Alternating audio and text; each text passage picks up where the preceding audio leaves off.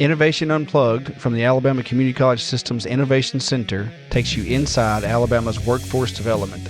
Join us for enlightening conversations with community leaders and industry experts showcasing experiences, addressing key issues, and celebrating successes in the workforce initiatives across the state. Hey guys, welcome back to another episode of Innovation Unplugged, a production of the Innovation Center. I am Houston Blackwood, your host for the show. I serve as the workforce director, and today we've got an unexpected and I'm very happy about this episode. We've got two guests. On my right is Alex Blevins, owner of One Stop CDL Training. Yes. And you saw him on a previous episode. And on my left is Lieutenant Harris from the ALEA, Alabama Law Enforcement Agency, Motor Carrier Safety Unit. And I had them scheduled back to back, and then they were here at the same time. And I said, well, my goodness, this needs to happen right now. So this is kind of an unscripted show. But what I thought in this moment is, and I'll give the audience a background. The community, so driver training programs have been around for a long, long time, as long as there's been a CDL required. And then up until about 2021, 22, there were 13 colleges in the community college system that had a driver training program, and they were typically 4, 6, 8 weeks long. And then when the entry-level driver training came around, Innovation Center was born about the same time, and we created a theory and a model that was more efficient or quicker. I'll say quicker. I don't know if it's more efficient for driver training that cut out a lot of the classroom instruction so the students could take that stuff on their own and then come and spend all the time behind the wheel. While they're there, it's all behind the wheel. Yeah. So they're touching the truck, looking at the truck, or driving the truck the whole time. And so when we set that up, we knew that we needed approval from ALEA. So we had Sergeant Duke and Colonel Archer, if he was colonel at the time, and then Tim Frazier and Mark Colson from ATA. And we got together and said, hey, here's what we want to do. And I said, hey, I'm at a college and we do it in 4 weeks. I know there's at least a week of fluff time in there that we're not efficient with. I think there's actually 2. So we can do this in 2 weeks. And Sergeant Duke said, no, you won't. And okay, yes, sir. But he gave good reasons why, and I was happy to pivot. We all pivoted. But what we learned, though, is that 4-week college had the same first-time pass rate as the 8-week college. Yes. Right? So I'm like, okay, so if we can do it in 4 and there's some fluff, then I know we can do it in shorter if we cut out that classroom time. So we did. Long story short, we went from 13 colleges to 23 colleges. And some of those that aren't third-party examiners have to test with a third party at a different college, or they go to ALEA, right? Which is probably my favorite because you guys are the benchmark. You guys, if we pass your test, it's legit. It's legit. And not that it's not legit with the third parties, but my gosh, y'all are the ones holding the line, and so holding that professional driver. And if they don't pass, that's okay. So here we are, and I met you just a couple weeks ago at the Commercial Motor Vehicle Safety Conference. Summit, yep, in Tuscaloosa, couple miles down the road. So the conversation I have, what in like 10 minutes, is what it's like for you guys to set the boundaries and set the expectations, and then how you work in those relationships with the colleges and the private instructors, the private schools, to make sure that those drivers are coming out with the expectation and the ability to be that professional driver to meet your standards. Now, I'll kick it to you first since we just heard from Alex. What's that like for y'all to set that line, but also allow for the creative delivery of this training?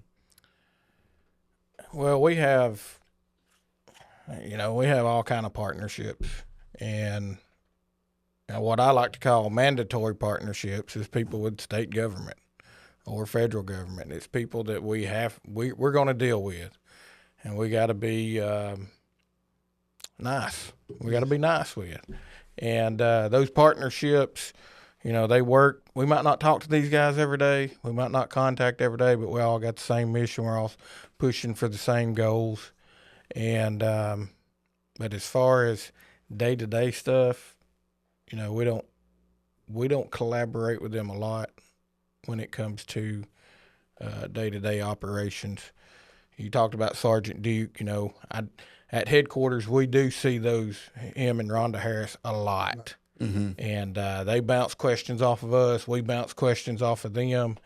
And but as far as dealing with the testing and stuff, even with the community college and what they're doing, I think it's set up to be about as unbiased as you can get.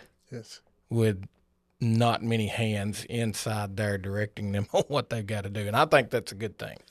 I agree. Yes. I agree. And I come from the college perspective, and you did too when you were at Jeff State, but now you're doing it on your own independently, and it's all on you, right? You're not under the liability coverage of the college as a whole. So how do you see that relationship and that hands-off collaboration, supervision? Well, my relationship that I think with Aaliyah is really great.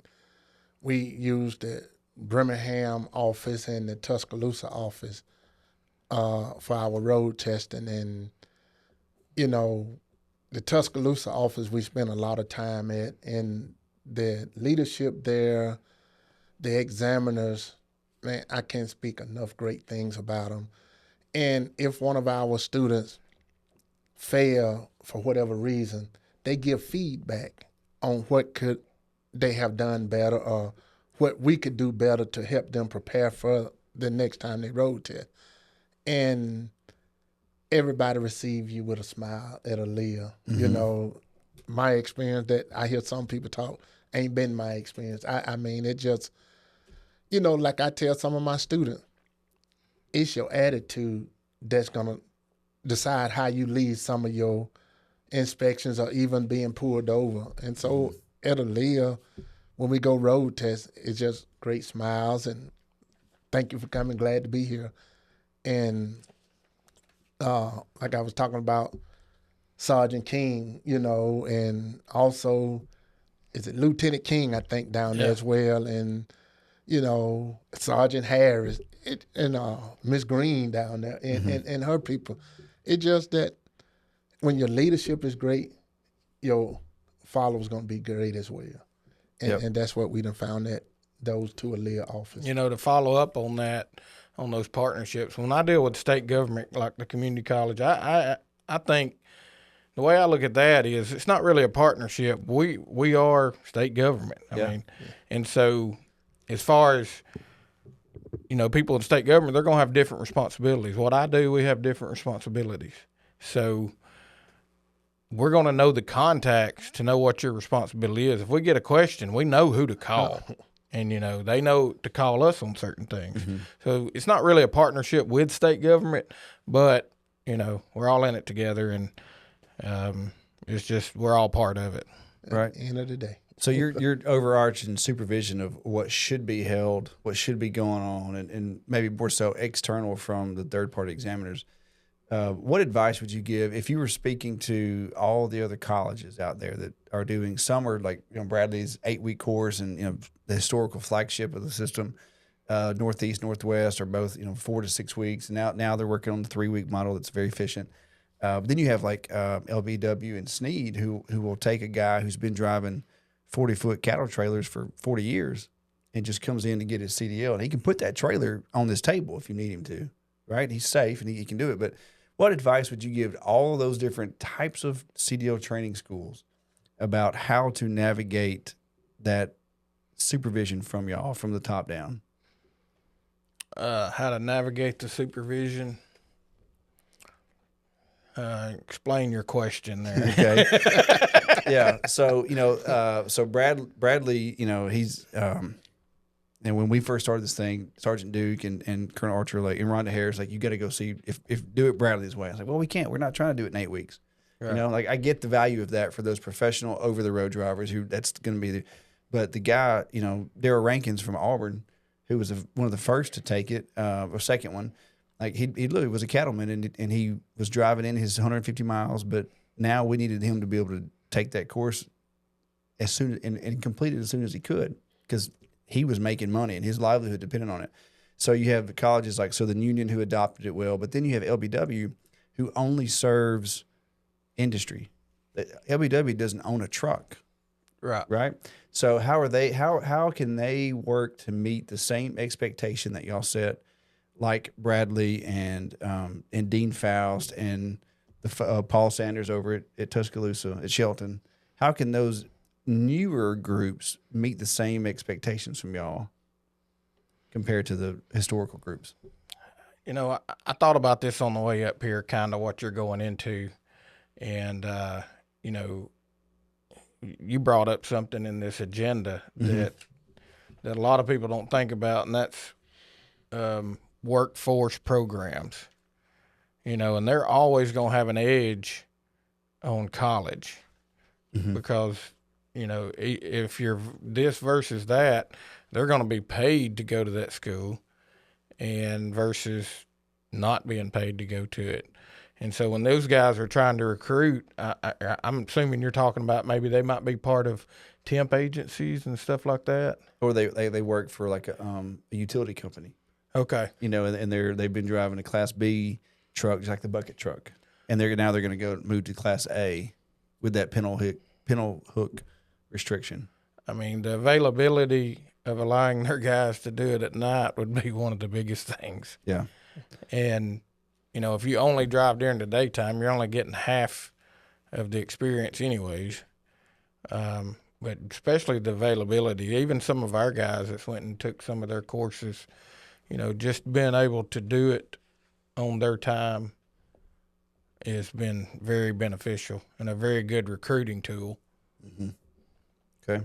So as long as they're meeting your ultimate standards set by Aaliyah. And you know, I think that's something community college has always done. You know, all of my kids has went through Northwest Shoals, and some of them took it at night. Yeah. Some of them took it. One of my kids was she took everything online because she's not a social person. Yeah. And the other one had to be in class because she is a social person. Yeah. We work very hard to be as creative and serve students where they are, for sure. Alex, what would you say to your colleagues around the state about working with Aaliyah and from the top down and meeting the federal standards, of course, but then working with Aaliyah because they're the ones that are right here monitoring and holding that line, holding that inspection? What advice would you give to all those colleges about how they're setting up the programs and working with Aaliyah to make sure it's right? Well, at the end of the day, Aaliyah is the final decision maker on that. So I think if, you know, you got a good relationship with them and, you know, all of us is learning all of this together. And one thing I have found out about it, that Aaliyah do listen at some of that feedback and the questions that community colleges do have and try to adjust and work with it. But I do think that if everybody can come to the table and like, okay, this and what they got wrote down, and we just adjust and work with what they got in place. You know, another thing is any safety meeting I go to, I never underestimate the crowd or the people that I'm speaking to. Yeah. I never overestimate them either. And so when you're bringing kids in or you're bringing adults in to do any kind of schooling, you really need to set it up with an orientation of how all this is set up. And a lot of people don't know that we get a grant from FMCSA and we facilitate that grant on this regulation. And then we enforce these rules per that grant, per those regulations. And it's not really anything that our state is going out and doing. It's because they adopted these regulations from 49 CFR title. And a lot of times, you know, drivers don't even know that exists. Exactly. And they don't know, you know, they might not know that, you know, a good thing is just to set up the way the titles go. You got the federal, you got state, which deals with weights and measures. And, you know, that's going to be different in every state. So, you know, just a good orientation of just the way things are set up and how things flow, how these grants. See, a lot of people think that revenue or, you know, like IRP, IFTA, UCR, the regulation, CDL requirements are all the same, but it's different money. So it's not the same. So do you think, to your point, because in our theory course, we followed the Part 380 because that's what was required in ELDT, right? We didn't get outside of that because, quite frankly, I didn't understand all of it. It's kind of like Greek when you start reading all those rules. But I read 380 enough to figure it out. But all the things you just mentioned, like I've learned in the last 3 years and been exposed to. So would it be worthwhile to go back and add a module or in one module in the beginning to talk about the FMCSA regulations that they come down and how ALEA enforces them, and put that in there. So now they're more familiar with all those items as a professional driver. Even if they're not over the road, they're really working for Riviera Utilities on the coast, but they're driving that Class A rig with dump truck and a backhoe, whatever. What do you think it'd be worthwhile, to your point, to add that in the beginning so people understand all the different regulatory agencies and rules and whatever?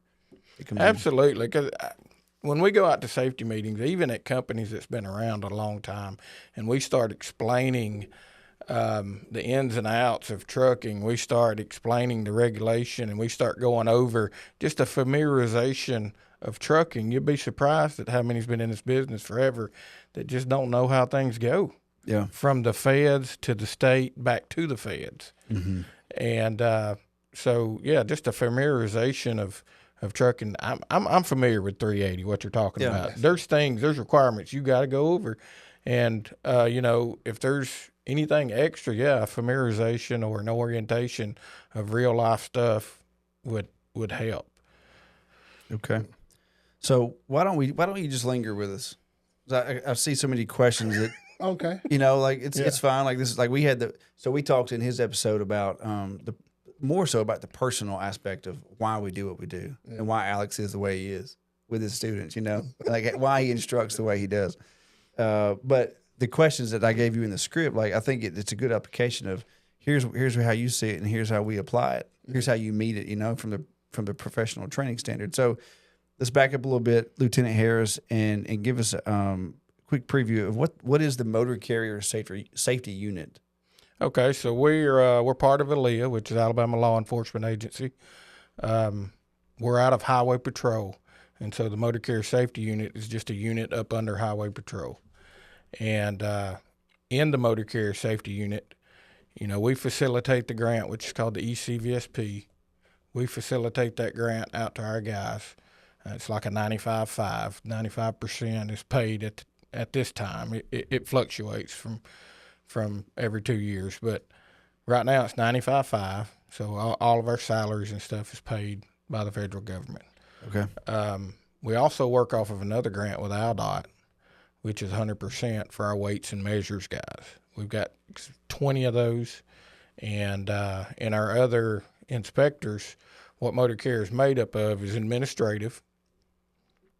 We got to answer the phone from 8 to 5. Yeah. And we've got some at headquarters. We have a little wing of ourselves. We've got a few arresting officers and some RSE, which is retirement state employees. And we've got a few ASAs on the floor for support. And, we're made up of admin. We have a training team that'll go out and do safety meetings. I mean, we'll go out and talk pretty much anywhere, anytime, as long as there's a stage. We'll push out the mission that we go by, which is pushed out by the FMCSA. Okay. And I'll get in that in just a second. So we got inspectors. They inspect trucks. They can do it randomly or if they see a violation. It ain't just buy a nasty truck. It's, a lot of times it's just at the discretion of our guys. We do details throughout the state with our inspectors. We weigh trucks with portable scales and at the weigh station. We have compliance guys that do safety audits. They'll come into a company within 12 months of them getting their DOT number and teach them how to keep their stuff, the requirements inside the office. So you teach them on the front end before there's an audit. Absolutely. I love that. That was not a trick question or gotcha. Like I was making sure. And everybody in the United States does that. I wanted people to hear that. Yeah. Because here's the thing, like when you're not in the commercial world, like I understand what y'all do and I value that relationship. But if you're just Joe Blow out there trying to get somewhere, it's no fun to see you guys around, Right. So I want the audience to hear that, hey, you're here to set these companies up for success so they can run it right professionally, make sure everybody gets home safely and all the paperwork's right. So everything flows and everybody can go make money. There's also such things as compliance reviews. That's after a safety audit, generally. That would be like if some of your basics, which would be like hours of service, driver qualifications, maintenance, if some of those basics get to over the threshold that FMCSA sets forth and it gets alerted, then, if it's within, if you get put on the list, they come out there and do a compliance review.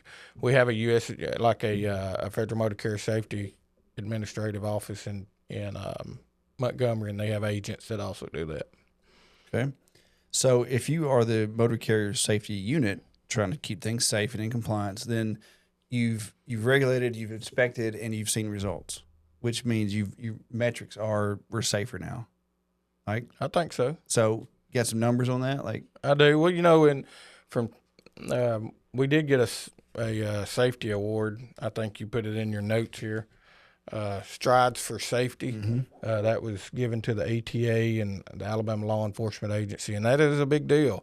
And these are not my words that I'm about to say, but it was said okay, that when we got that award the year before that, which I think was 2023, that we were the best motor carrier safety unit in the United States that year. I mean, that wasn't my words, but that's kind of that. We done well with what we had. Yeah. Percentage-wise, we had a 30% decrease in fatality CMV involved crashes. The mission for the FMCSA, what I was about to get into, is, reduce, prevent CMV involved crashes with fatalities or crashes, and that's always been our mission and always will be. And we try to push that out and get everybody on the same page with that. Chris Strickland says, if you say it twice, people repeat it. And he says Alabama's number one in workforce in the country. So Chris Strickland's from Dunn University, and he's been a big sponsor, supporter of us. So I think we brag on that, the best motor carrier safety unit in the country. Well, we were for that year. I ain't saying we're doing that this year. Well, we're trying. Yeah, still were. Okay, so flip that over, Alex, from a private owner and having worked in the college system. How do you sell that preventative? I was going to call it preventative maintenance of crashes and bad reports and noncompliance. How do you sell that to your driver students? Well, one way we sell it to them, we invite Aaliyah out to talk about safety and how to stay safe when you're on the road. And we try to teach them from the beginning that if you keep safety on your forefront, you would be okay when it come out there to driving. And don't do anything that's unsafe. If you feel like you're tired, pull over and take your power nap or whatever you got to do. But if you manage your time like you should, you would be okay. Okay. And just to put in perspective of what we do, that time period that we're talking about, that stride for safety, we had over 50,000 inspections that year. Wow. And we had 11,500 out-of-service violations. That either mean the driver's out of service or the vehicle's out of service, and it's got to be fixed. That's one way to reduce it. Yeah. Well, this year right now, as we see it, up till August, 10 months into this year, and we're going by fiscal year because that's the way the government works, is by fiscal year. We're at over 12,000 out-of-service violations. Wow. We've done a little over 38,000 inspections. 53% of those inspections had violations, to add up to 76,000 violations that we've wrote up since January. Okay. Now, those may be minor things like Could be. a light lens of a turn signal's off, or it might be 12,000 of them wasn't. I know. I know.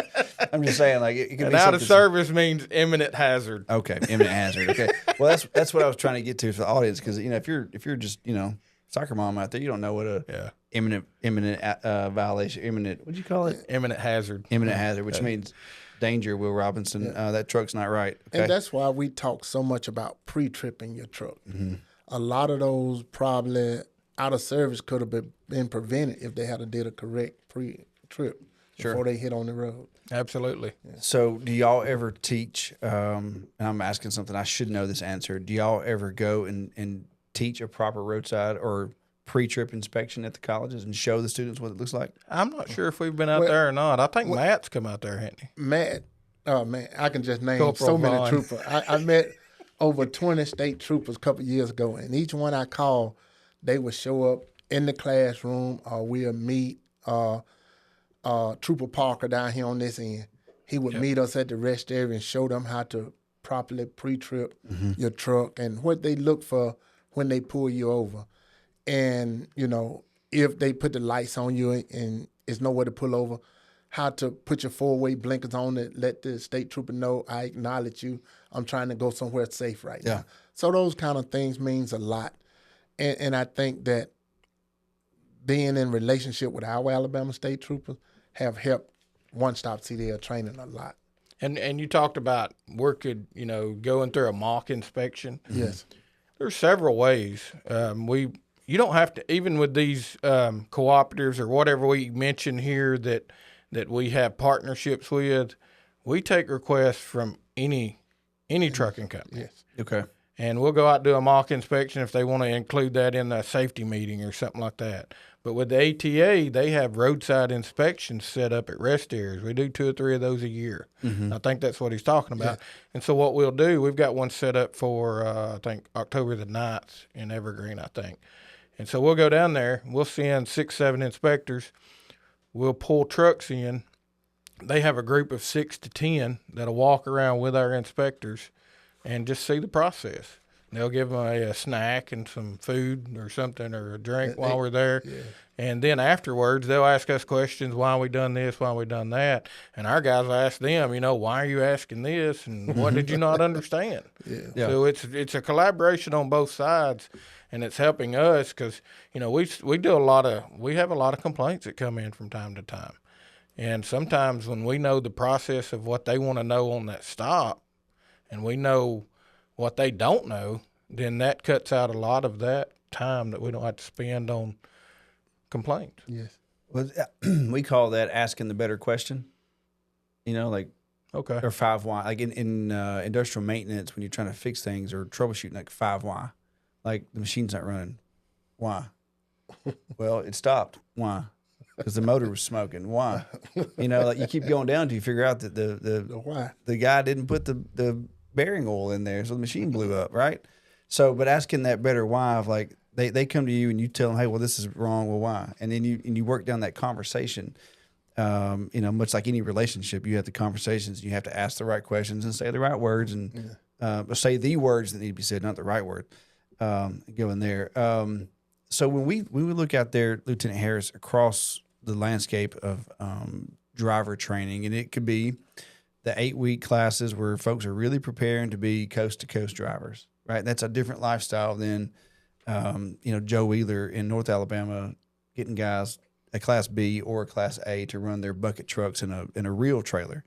That's a different lifestyle, and really a different job, different driving. Now, it's still safety and all that. But how do you see all these workforce departments running these different courses out there? How do you see them complementing your mission or working with you to make sure that safety mindset is in place? Well, our compliance and safety audits, we have that set up to where we do go out and monitor that.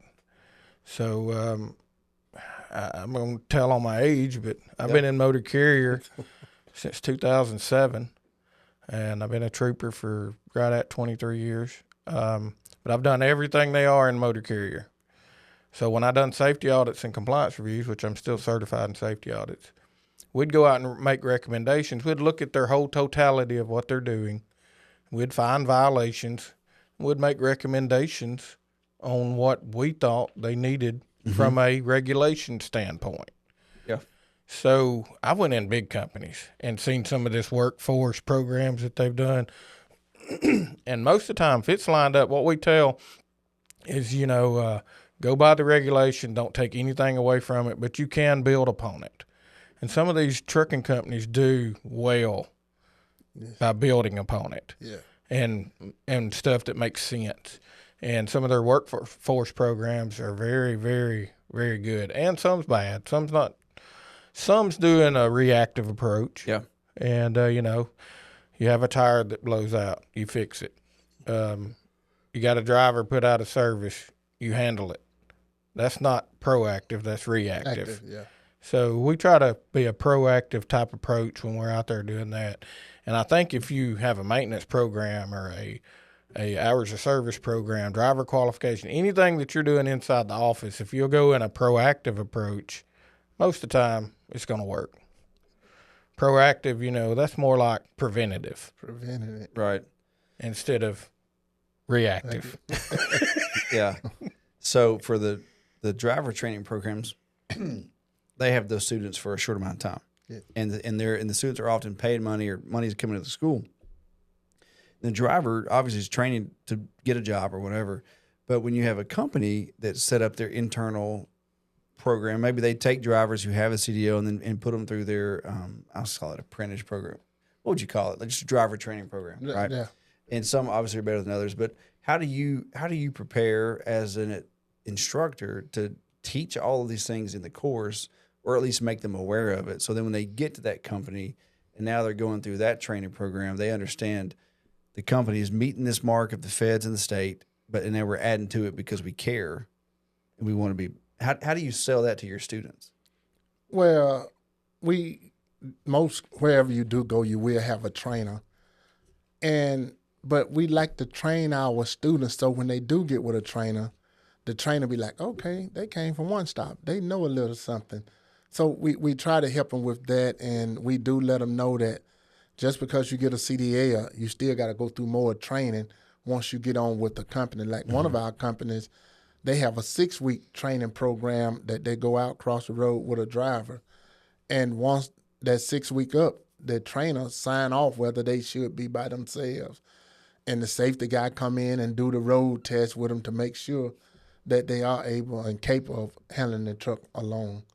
And so, but we do let them know that, and which I think is a great thing, because it can be some stuff that was missed in the classroom, and also it's stuff that company requires that no school know about or teaches. So the extra training, Right. it don't do nothing but help you. So just what I hear you say is, for the audience, like the students are coached on, hey, we're gonna get you this far, and you need to expect, if you're working for a reputable company, that they're gonna have something to take you here. Yeah. Right. And and I'm not saying that if they just go work, that there's not anything that's a bad company, but especially if it's over the road, whatnot. I'm looking, and while we're on that topic of inspections, before we move on into what's in the future, I tried to poll the groups. Man, my college has let me down a little bit. I sent a link out. I was like, hey, I got Lieutenant Harris coming on. Send this to your students. Get their questions. I was expecting like 100 questions to choose from. I didn't get very many. I'm a little disappointed by that. But okay. I think the one, actually, out of all that, like the one question that I think they all need to hear, and this came from here in Tuscaloosa, thinking if the driver's out there and they're on their own and it's not staged and it's not a setup thing, like they get pulled over, it's inspection time, right? What should they expect? Like, how should that driver respond when the trooper gets them safely to the side of the road, and here we go?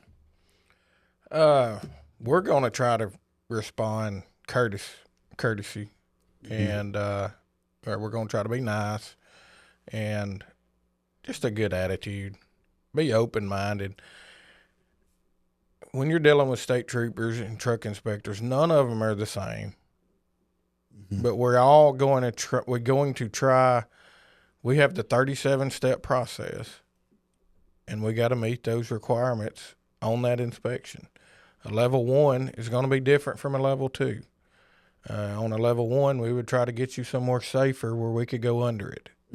A level 2 is going to be a walk around, so most of the time, an exit ramp or somewhere off the roadway, more than what you could do a level 3, because a level 3 is just the driver credentials. First 13 steps in a inspection is a driver inspection, which would be a level 3. And so if you do the full 37-step process, it should, events, weather, traffic could dictate how you do it. It shouldn't by much, but it would dictate as long as you hit all those points. Okay. But just being open-minded and knowing that we are legal to do inspections. Yeah.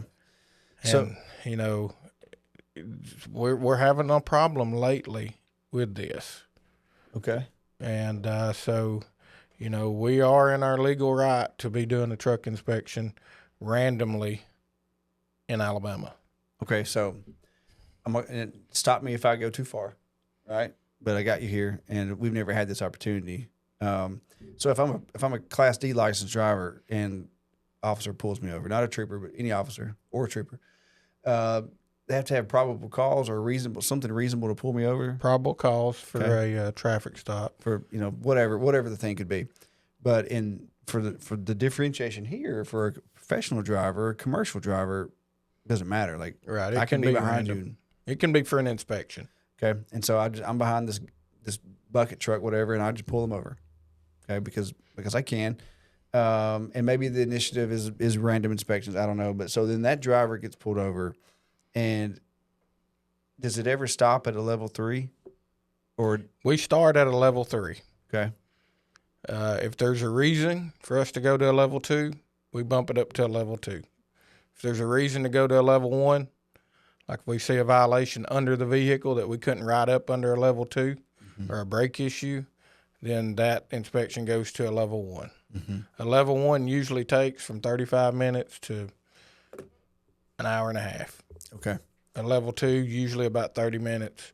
A level 3, most of the time about 30 minutes. Because a lot of that time, we're looking at an ELD or logs, and it takes about 20 minutes most of the time. Gotcha. So, and my question is, and I've been pulled over a lot in my life, always for speeding. Okay, gotta get somewhere, Alex. You know, gotta be. But one time I was not in a good mood, and I made it worse on my own.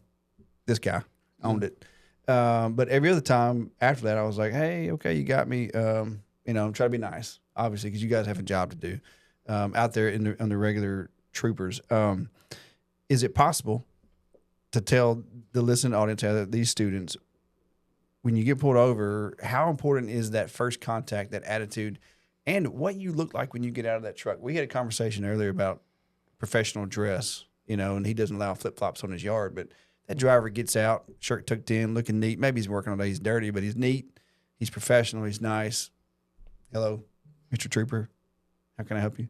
I'm sure that stuff matters. Okay. We try to teach our guys regulation-based type stuff, law-based type stuff.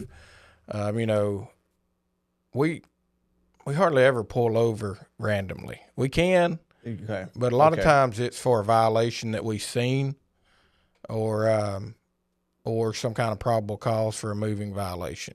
The majority of our stops is based upon those, or based upon a detail or a saturation that we're doing that week. Like we're concentrating on intermodals today, or we're concentrating on hazmat, or we're concentrating on cargo tanks or passenger carriers. Because see, what you don't know is you can't just inspect a passenger carrier if you're not certified to do so. Right. We don't have that many. Okay. I did not know that. All right. Did you know that? What? That you have to have a certification to inspect a passenger. He knew that. No, I you didn't know that? Got him. Okay. All of it. All right. Well, in order to do a cargo tank, to write up a cargo tank violation, you got to be certified in hazmat cargo tanks. Really? All right. So in order to do a hazmat, you've got to be hazardous material certified. And so you got a level 1, 2, and 3. In Alabama, we have what we call a COPS program and a CVE program. All right, so the CVE is where we allow troopers to inspect trucks, level 2s, but they work out of the post. Yeah. We have a full-time unit, and then we train them to inspect trucks. And we've got a pretty good bit. It's just a way for us putting people into areas that we might not be able to get to with our full-time unit. And we also have cops where they come and get trained up to level 2 walk-arounds, and they can do it inside their municipalities. And we have a lot of, we have a lot that does that.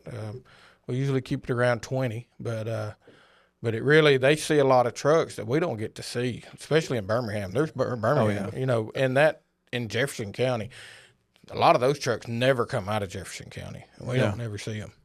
Well, I'm going to come back to that, but what I want the audience to hear out there is that if you're a commercial driver and you get pulled over by a trooper or any person from ALEA, there's a reason. Like it's most of the time pretty rare for a truck. Just be a random, I'm going to pull this guy over because roll tide. I don't know. We can. Yeah. A lot of times we see truck, stop truck, because, just by these numbers, we didn't just come by this number just because we thought 50,000 was just a good number to get. Right. I mean, we have goals that set in our grant that we need to meet. This year's goal is 40,500, which we've already made it. But there's a reason. Like either you said there was a saturation about different types of containers, whatever. There's a reason. So when you get pulled over, like, hey, be cool. Yep. Like there's a reason the reason they're there. Answer the questions and move on, and you'll be along a lot quicker. I'm not saying you guys escalate to level 1 because somebody was rude. Oh, no. No, never do that. No. But like it's just be cool. And like there's a reason that is happening, and it's probably your fault if something's wrong in there, right? Most of our guys are very thick-skinned. I'm gonna say 100% of them are. They're not gonna let personality, attitude dictate where they go. Right. And we have a lot of professional guys, and of course, they're a great personality, a good attitude, being courteous would be great. Sure. But you're just not gonna get that every time. But I'm telling you, 95% of the drivers, I would say 98% of the drivers, perfect. Yeah.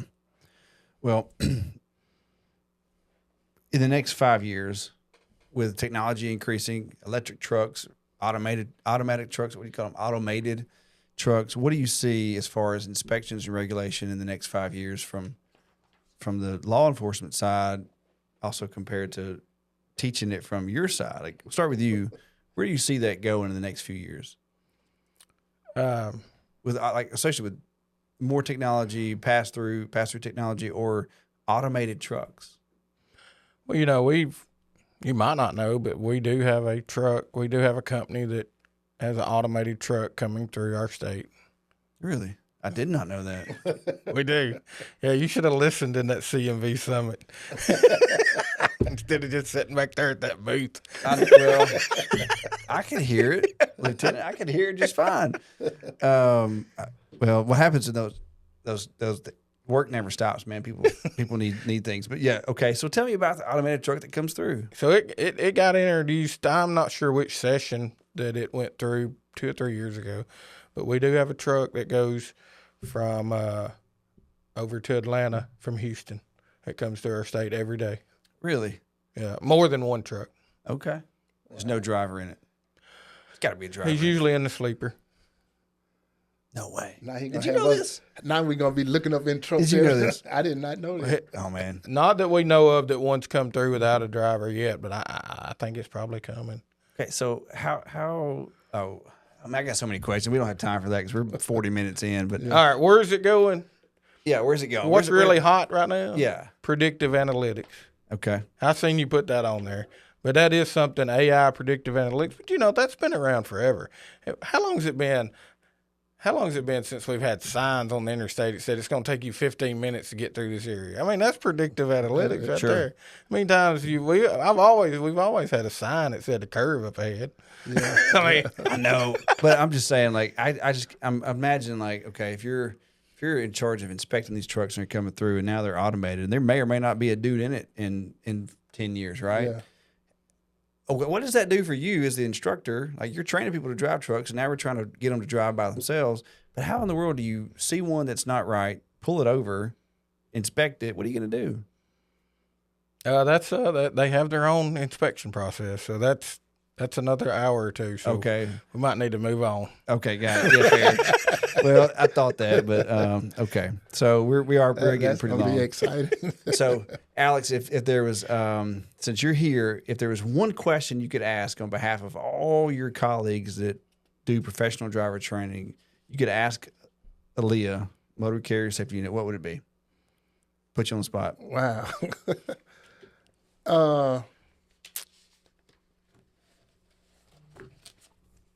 What would it take to get every state trooper a CDL license that wanted it?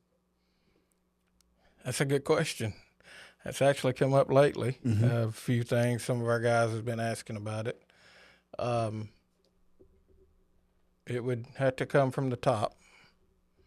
It would have, we would definitely. This has come up before. Yeah. first of all, you can't make somebody do something they don't want to do if it's not part of their job. Yeah.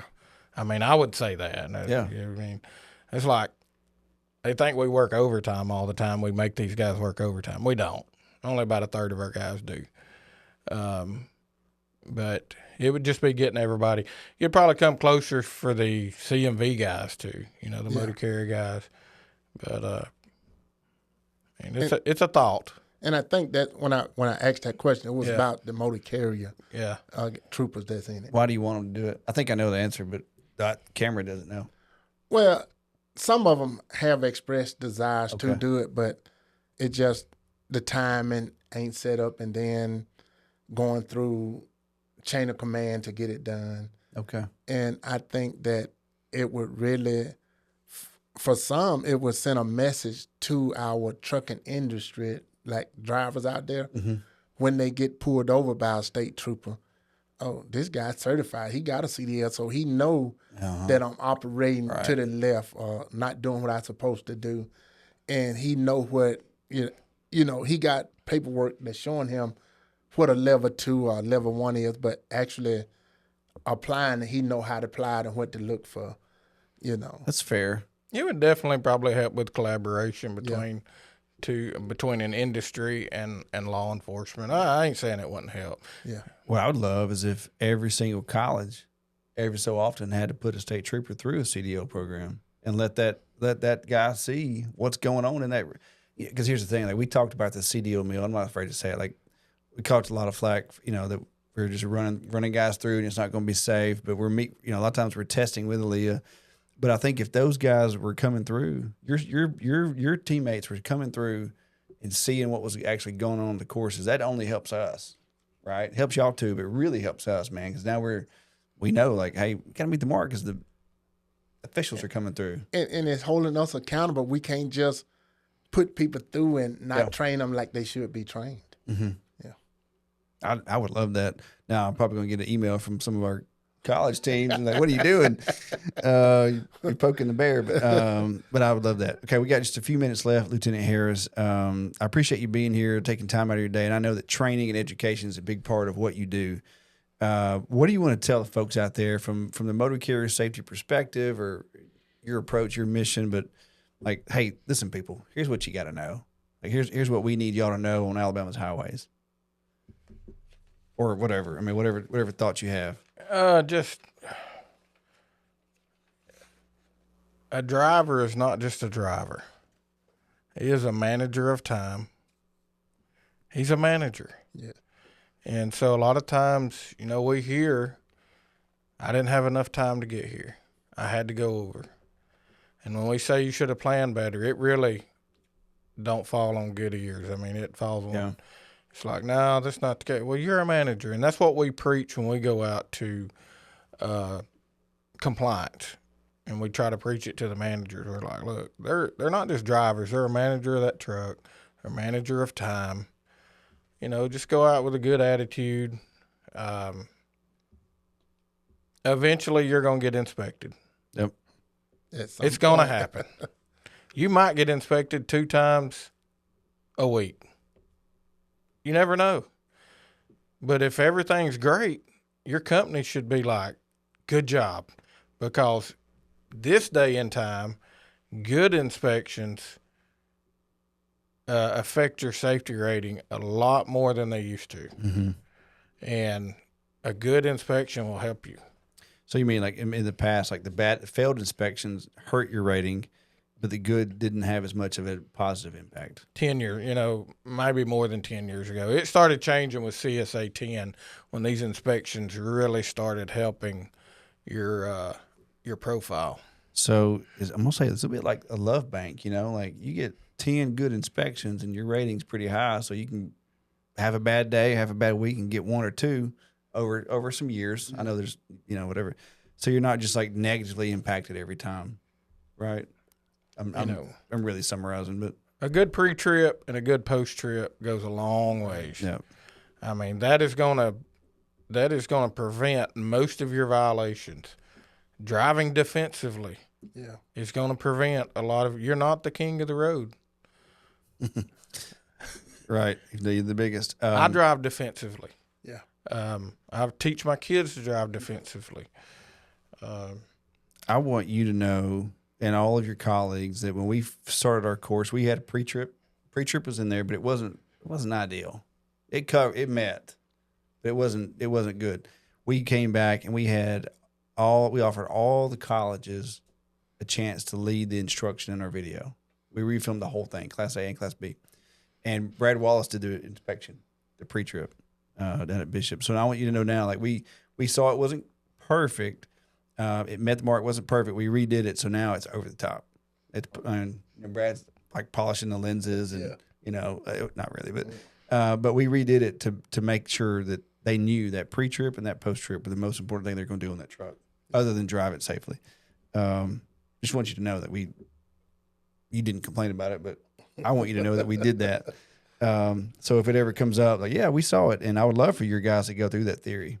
Okay. Sometime, just go through it as click through, look at it, give us feedback. I'd love to. And some of your guys they've gone through the course, so they've taken it. Just another thing is know the regulation. If you have spare time, read it. I know it's hard to read sometimes. I read some of the stuff you have to read multiple times, especially in hazmat. Mm-hmm. I teach hazmat. I teach hazmat cargo tanks, instruct A and B, but just read it. And I ain't saying take advantage, but how can you take advantage or cut a corner if you don't know it? Right. Yeah. Right. Yeah. You're never going to know the gray areas if you don't know it. If you don't know it. And just read it. That's what I tell our inspectors. We have a lot of inspectors that's very knowledgeable with this. And so just read the regulation. Lieutenant Harris, let's say that it's retirement day and you've retired and you've done all the ceremonies and you go home and you're sitting on your front porch with your glass of sweet tea, watching the sunset, and you're going to toast to your career in the motor carrier safety unit. What are you toasting to? Just the relationships. That's it.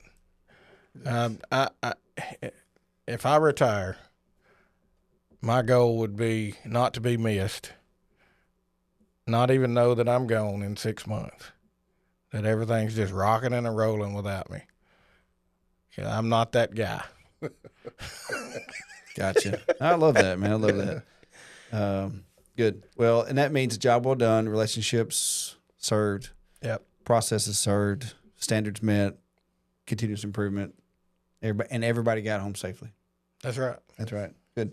All right. Well, I appreciate you both. Thanks for staying for 2 hours. Yes. I promised you 30 minutes, and you've been here 2 hours. Enjoyed every minute of it. Thank you for being here, your support, and when we met 2 weeks ago and you jumped right in with us. I appreciate that. Oh, yeah. Guys, this has been another great episode of Innovation Unplugged. Remember to like, subscribe, and share on your podcast platform. Have a great day.